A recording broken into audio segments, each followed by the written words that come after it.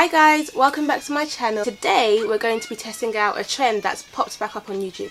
And so I've been seeing loads of videos about putting on powder before you put your foundation on, and that's meant to aid in people with oily skin in the summertime when it's really hot and sweaty. And the test is to see whether it makes your foundation last longer. So I'm going to be testing that out, but there's a twist.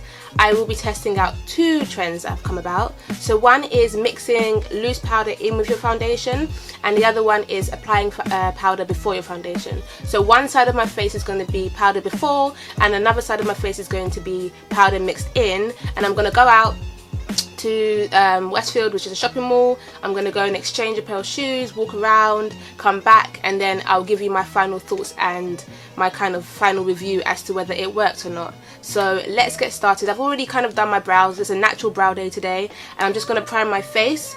I'll be using the Rimmel London Insta Fix and Go 2-in-1 primer and setting spray, and it looks like this.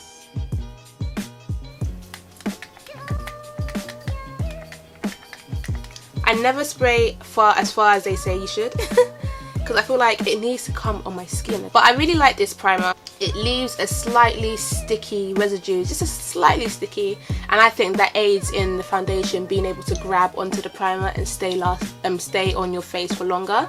So I really like that. It smells really nice. It smells like cucumber.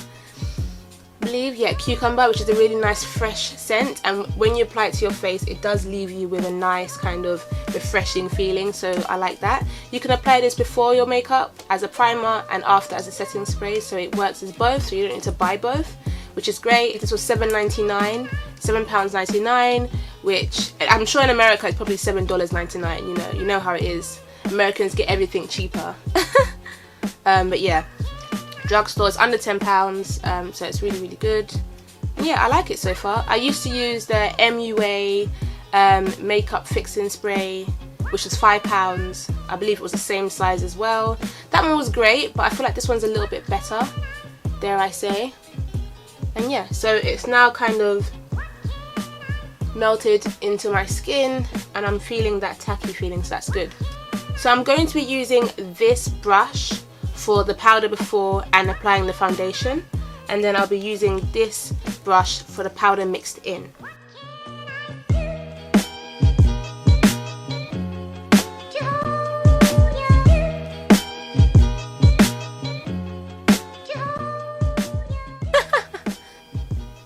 Hello. For foundations, I'm using a mixture of the Revlon Colorstay in 440 Mahogany. This is for oily and combination skin. I really like this foundation. It reminds me of the MAC Studio Fix Fluid, I believe, if that's what it's called. The texture's the same, the smell's the same, it kind of sets the same as well, so I really like this. This is a neutral shade, a very neutral shade, and that's why I like it. And this kind of matches my skin more than a foundation that has red undertones. And then the second one I'll be using is this one here, which is pure cool undertones, which is red, and it's the L'Oreal Infallible Super Blendable Foundation in 10, the darkest shade, which is Espresso. I mix these together to give this a slightly more red tint, a little bit, because this can be a bit too neutral sometimes, so I mix it together to get a nice kind of perfect match. So I'll be using these two together. They actually do work together really well, and I like them. And yeah, that's what they look like together. Sometimes I actually use this by itself, believe it or not, but can you just see it's just too red? My undertones are just not that red, it's more of the yellow. So yeah, I mix these together. Excuse me, this is not the most kind of like glamorous way to do it. I've mixed most of the powder with the foundation, and that's the kind of texture it has received. It has thickened it up a little bit, but the powder has kind of melted into the foundation pretty easily.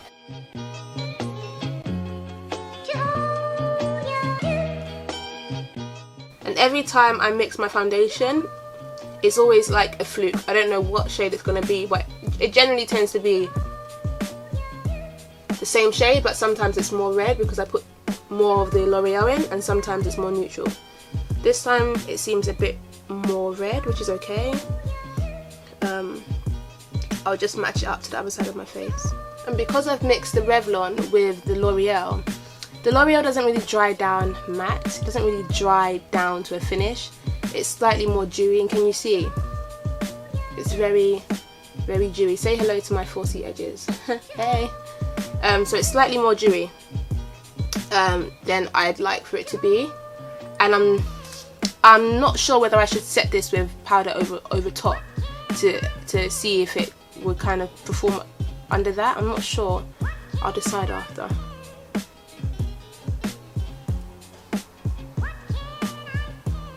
And this is the side yet to be foundationed. And if you can see, I've tried to make it as symmetrical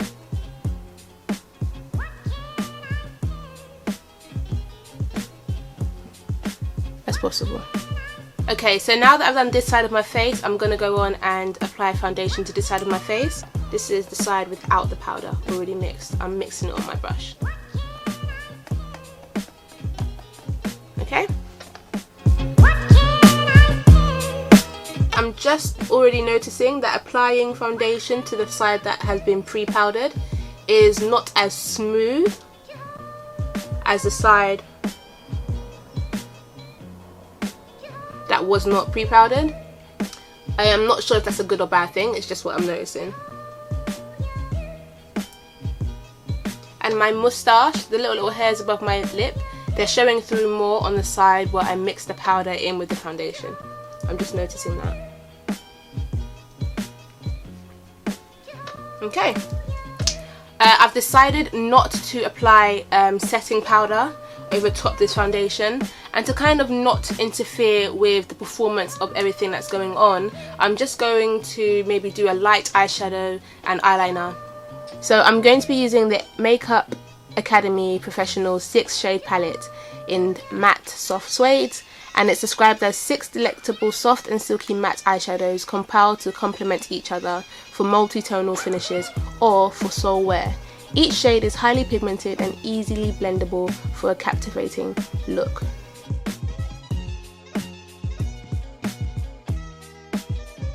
So yeah, those are the swatches, and I'm just going to do a really simple eyeshadow look. But first I'm going to be using the Sleek blush for my crease colour in the shade Flushed.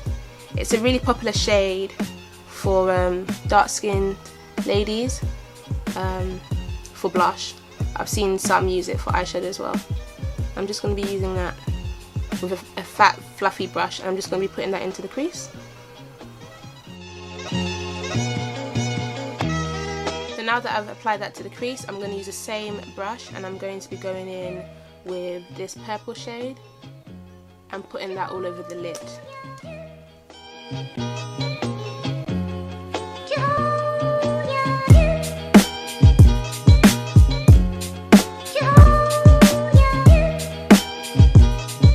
Kind of eyeliner. I'm pretty sure it's not even, but it will do for now.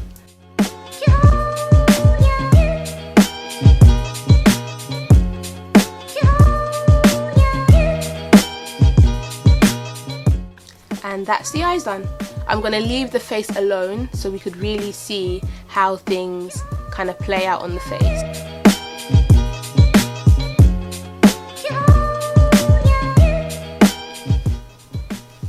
So that's it. I'm going to leave the lips as they are. I think they're okay for what I'm doing and where I'm going. So I'm going to go out to the mall. I won't be taking you guys with me. I'll be going to exchange a pair of shoes I bought from Missguided. I'll have a little walk around, work up some sweat maybe, and then I'll be back to give you my final thoughts. Okay, hi guys, I'm back from the mall. I've also eaten and I've done a couple of things. And so today it's not very sunny outside, but it's really humid, and I went into Westfield. I wore a long sleeve top and I wore a fur-lined denim jacket. I was walking really fast, I was climbing upstairs, doing everything. I was sweating on the train, and so I think I've put my face to the test to see if this actually works. Now, just from looking at my face, I do believe that the side where I mixed loose powder, excuse me, into my foundation is a bit more dewy. Let me see if I can. So yeah, I think the side where I mixed the loose powder into the foundation is more dewy than the side where I applied the powder before the foundation. I also feel like the coverage on the side where I applied the powder before the foundation is a lot better. You can slightly see a bit more of my moustache on this side than you can on this side. What I'm going to do now is do a finger transfer test, and then I'll also do a tissue transfer test. So I'm going to take my 2 fingers here and just press on the skin and move around.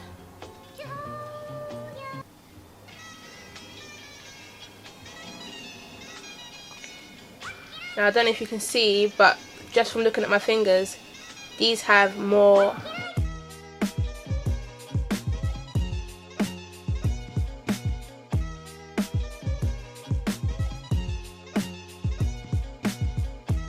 and so by the finger touch test, this side is more dewy, which means it let through a bit more oil than this side did. I'm going to use this side for this side of my face, so let's just do that now.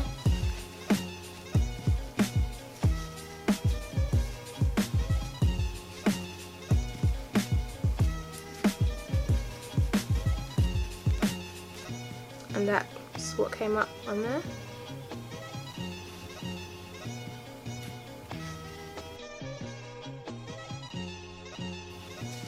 And then I'm going to use this side, make sure you can see that it's got nothing on there, for this side.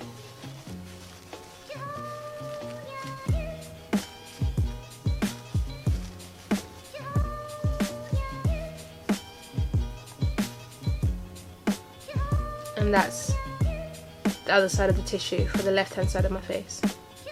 So if I open it up now, you can see that there's a lot more foundation transfer and oil on this side of the face, on this side of the tissue, which was used for my right hand side of the face, and then there's less which was used on the left hand side of my face. So according to the eye, just me looking at my face, according to the finger touch test, and according to this piece of paper, it would seem that applying powder before your foundation gives you a better mattifying effect than mixing powder in with your foundation. So that's it. One thing to note though is that when you apply the foundation on top of powder, it's not as gliding as just applying it over a primer. So just take note of that. Maybe spray your makeup brush before you apply your foundation to give it a bit more fluidity and make it easier to kind of glide over the skin. But yeah, I really do like the fact that even after sweating, getting sweat beads on my nose and walking around, and it's humid outside and there was rain, it was spitting on my face, even after all of that, this side still remained quite flawless, quite nice. You know, the coverage is still there. Barely any foundation transferred on my fingers and on the tissue paper. It still looks pretty good, you know, in comparison to this side, which looked quite natural. It did, because you can still see my pores and you can see a bit more shine, but that's more risky when it comes to foundation transfer, and when it's hot outside and you might be touching your face, and you know, it's just a bit more messy. This stayed put, it stayed intact. And yeah, so I really do like the technique of putting powder before your foundation and not so much mixing the powder in with your foundation. That is the final results, guys. I hope you enjoyed this video. If you did, make sure you like, comment, share and subscribe, and you'll see me in my next one. Thanks for watching, guys. Love yourself and be free.